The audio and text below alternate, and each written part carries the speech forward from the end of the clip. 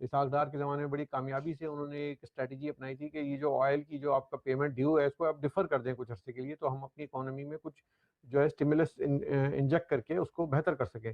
اور وہ گئے باقاعدہ، ان کو عزت سے بلایا، محل میں بیٹھے، انہوں نے اپنا یہ پلان پیش کیا، ان کو ایکسیپٹ کیا گیا اور وہ آ گئے. انہوں نے یہ ڈرامے نہیں کیے کہ جہاز سے اترتے ہی چپلیں اتار دیں اور مدینے کی ریاست پہ میں پاؤں نہیں رکھوں گا جوتوں سے، اس کے بعد مدینے کے چکر لگ رہے ہیں، لوگ آپ حجر اسود کو سلام کر رہے ہیں، آپ ان کو السلام علیکم وعلیکم السلام جواب دے رہے ہیں، آپ خود نہیں دیکھ رہے کہ آپ کو بھی وہاں پہ سلام کرنا تھا.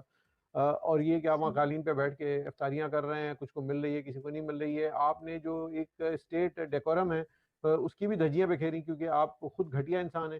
آپ کرکٹ میں بھی آپ نے اپنے کھلاڑیوں کی عزت نہیں کی، آپ نے اپنے ٹیم کی نہ عزت کی نہ کروائی، بلکہ ان کا بے عزت کیا، ان کو گالیاں نکالی. تو وہی رویہ آج وہ حکومت میں ایک جو رسپیکٹیبل پوزیشنز ہوتی ہیں ان کو اپنے ساتھ بھرتی کر کے لے گئے.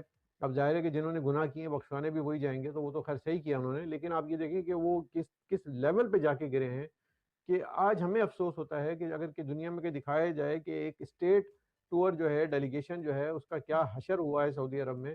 تو اور اس پہ جو ہے انہوں نے اپنے پالتو اینکر چھوڑ دیے جو اس کو کمپیئر کر رہے ہیں پچھلے ادوار سے، اور وہ تعریفوں کے انبار. مطلب ان کو اپنی عزت کے سہارے کے لیے ان بے عزتوں کی ضرورت پڑتی ہے جن کی خود کوئی عزت نہیں ہوتی. تو ہم اور پوری دنیا میں ہم ہنسی بھی ہوتی ہے، ہمیں شرم بھی آتی ہے آرزو کہ یہ کس طرح کی ریاست، کس طرح کے لوگ ہیں جو کہ آپ کو نیشن کو جو ہے امبیرس کرتے ہیں. تو اللہ مالک ہے اس ملک کا، میں کہتا ہوں اللہ ہی مالک ہے بس. سر پہلے بالکل آپ صحیح کہہ رہے ہیں کہ سعودی عرب سے اور دوسری کنٹریز سے بالکل مانگ کے لون وغیرہ مانگ کر لایا جاتا تھا، لیکن اس طرح سے چاول تو خیر کبھی نہیں لائے گئے.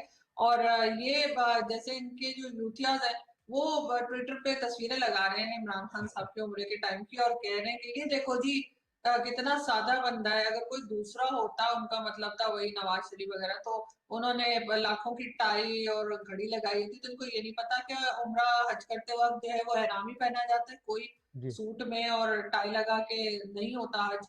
تو یہ تو ان کا حال ہے کہ یہ ابھی بھی اس کو جو انہوں نے لوگ رکھے ہوئے سوشل میڈیا پہ وہ اسی طرح کی باتیں کر رہے ہیں. لیکن اس غربت میں گزارا ہے جسے کہنا چاہیے. اس کے لیے بھی ان کے لیے عید ایک اچھی خوشخبری ہے کہ اب وہ کم از کم جو رمضان کی مہنگائی سے ان کی جان چھڑ جائے گی. اور شیطان جو کہ کہا جاتا ہے کہ بند ہو گیا ہوگا، شاید وہ بند نہیں ہوتا، پاکستان میں کھلا رہتا ہے. تو شاہ محمود قریشی صاحب کی جو آپ بات کر رہی ہیں وہ ان کی حیثیت کیا ہے؟ شاہ محمود قریشی فارن منسٹر ہیں یا وہ جنرل باجوہ کے سیکرٹری ہیں، ان کے اسسٹنٹ ہیں، کیا ہیں وہ؟ ہمیں تو یہ دیکھنا ہے کہ جو فارن ٹرپس ہوتے ہیں اس میں فارن منسٹر ہی غائب ہوتا ہے. تو پھر شاہ محمود قریشی کی حیثیت، ان کی اوقات کیا ہے؟ اگر وہ اپنے آپ کو دیگر انٹرنیشنل کمیونٹی کے فارن منسٹرز کے ساتھ کمپیئر کرتے ہیں، ایون راجناتھ جی جو انڈیا کے ہیں کے ساتھ آپ کمپیئر کرتے ہیں، تو آپ کے پاس تو پاور ہی نہیں ہے کہ آپ ٹیبل پہ بیٹھ کے بات کر سکیں. آپ تو بس چکنی چپڑی باتیں کر کے للو چپو کر کے آ جاتے ہیں، اور اس کے بعد جو ہے فیصلے کہیں اور ہوتے ہیں. اور مجھے اچھی طرح یاد ہے شاہ محمود قریشی نے باقاعدہ ٹیبل پہ ہاتھ مار کے کہا تھا کہ the decision will be made in this office, the foreign office in اسلام آباد. مجھے افسوس کی بات ہے کہ میں نے آج تک وہ موقع ایسا نہیں دیکھا کہ جب میں کہہ سکوں کہ انہوں نے کوئی فیصلہ لیا ہو. تو شاہ محمود قریشی صاحب کی کیا ہی بات کریں. ہندوستان کو تڑیاں لگانا، یہ کہ دوسرے ملکوں کے ساتھ جو ہے وہ میٹھی میٹھی باتیں کرنا، دوغلی باتیں کرنا، یہ ان کا دین ایمان ہی نہیں ہے کوئی. میں آپ کو سچی بات بتاؤں، مجھے افسوس ہوتا ہے کہ پاکستان جیسی ذمہ دار ریاست کے پاس نہ تو وزیر داخلہ کوئی ڈھنگ کا ہے، نہ وزیر خزانہ کوئی ڈھنگ کا ہے، نہ ہی وزیر خارجہ کوئی ڈھنگ کا ہے. اور وزیر اعظم تو آپ کو معلوم ہی ہے کہ وہ تو خیر ہے ہی نہیں ہمارے پاس. تو اب اس میں ہم اپنا سر پیٹنے کے علاوہ دنیا میں اور کیا کر سکتے ہیں آرزو؟ نہیں آپ بالکل ٹھیک کہہ رہے ہیں، لیکن سر پھر بھی ان دونوں کی آپس میں بات جو میچ کیوں نہیں کرتی ہے؟ تو بڑی امبیرسنگ سی سچویشن ہے. یعنی اگر میں اور آپ بات کر رہے ہوں تو بھی چلے لوگ ہضم کر جائیں گے کہ دو جرنلسٹ بات کر رہے ہیں اور دونوں کا پوائنٹ آف ویو ڈفرینٹ ہے، لیکن آپ ایک ملک کے پرائم منسٹر ہیں اور دوسرے جو ہیں وہ چاہے جیسے بھی ہوں لیکن اس ملک کے فارن منسٹر ہیں، اور دونوں کی اسٹیٹمنٹ ایک ہی ٹائم پہ ریلیز ہو رہی ہے اور ایک دوسرے سے میچ نہیں کر رہی. وہ یہی وجہ ہے نا کہ جو جو ڈیسیجن میکنگ کوارٹرز ہیں وہ اس کا جغرافیہ ڈفرینٹ ہے. وہ پرائم منسٹر ہاؤس نہیں ہے، وہ جی ایچ کیو ہے، وہ پنڈی کا اپارا کا ایک دفتر ہے. اس دفتر میں بیٹھ کے ایک ڈپارٹمنٹ کے سرکاری ملازمین جو کہ 3 سال بعد ریٹائر ہوتے ہیں وہ فیصلے کرتے ہیں قوموں کے. اور جب وہ قوموں کے فیصلے کرتے ہیں اور وہ سیاست دانوں کو جبر تلے رکھتے ہیں اور ان کی فائلیں بنا کے رکھتے ہیں، یہ کہہ لیجیے کیونکہ جب تک کسی کی فائل نہیں ہوگی وہ کام کیسے کرے گا؟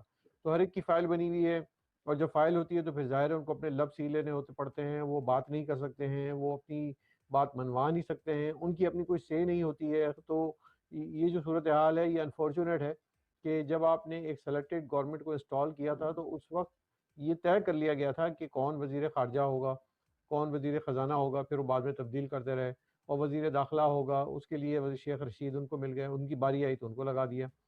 تو یہ سب لوگ کون ہیں؟ آپ ان کی طرف دھیان دیجیے گا کہ یہ سب کون لوگ ہیں۔ ان میں سے کوئی بھی پاکستان تحریک انصاف یعنی کہ پی ٹی آئی کا کوئی ڈائی ہارڈ ورکر نہیں ہے، کوئی گراس روٹ لیول سے کوئی ان کا آفیشل نہیں ہے۔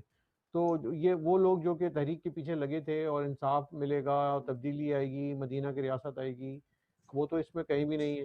اور جو لوگ ہیں وہ مانگے تانگے بھرتی کے ہیں، اور ان کو بتایا جاتا ہے کہ آپ تو بس برائے نام ایک ہم نے فائل بھرنی ہے، ایک سیٹ بھرنی ہے وزیر خارجہ کی، تو آپ آ جائیے، سوٹ پہن کے کبھی کبھی گھوم لیجیے کیجیے کہیں باہر کے ممالک میں، لیکن آپ کی کوئی اوقات نہیں ہے۔